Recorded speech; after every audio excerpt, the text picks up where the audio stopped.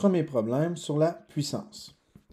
Quelle est la puissance nécessaire pour soulever une roche de 2 kg sur 1,5 m en 2 secondes à vitesse constante? Comme information, on a la masse de la roche qui est de 2 kg. Vu qu'on va vouloir la soulever et donc contrer la force gravitationnelle, on a besoin du G de la Terre qui est de 9,8 N par kg.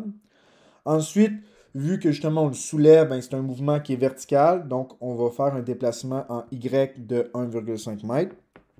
Le temps que ça prend, c'est 2 secondes. Vu que c'est à vitesse constante, ça veut dire qu'il n'y a pas d'accélération. Donc, comme c'est un mouvement qui est vertical, ça veut dire que la force résultante en Y va être de 0 N. Donc, nous, ce qu'on cherche, c'est la puissance en watts. Pour trouver la puissance, on a besoin du temps qu'on a déjà et on a besoin du travail, ce qu'on n'a pas.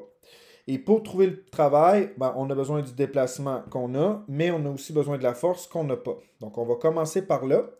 La force déployée pour soulever la roche, c'est celle pour contrer la force gravitationnelle. Donc, on va commencer par calculer la force gravitationnelle avec la formule Fg égale mg. Donc, 2 kg fois 9,8 N par kg. Les kilos s'annulent, donc ça me donne une force gravitationnelle de 19,6 N. Et vu qu'elle est orientée vers le bas, la force gravitationnelle en grec est de moins 19,6 N.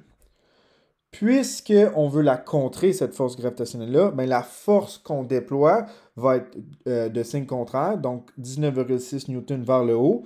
Pourquoi que c'est le signe contraire mais de même valeur? C'est parce que justement, c'est à vitesse constante, donc il n'y a pas d'accélération. Maintenant qu'on a la force, on va pouvoir trouver le travail. Vu que c'est un travail qui est fait verticalement, on va utiliser la formule avec le delta Y au lieu de delta X. Et vu que la force, elle est parallèle au mouvement, on va utiliser la formule F fois delta Y comme ça ici.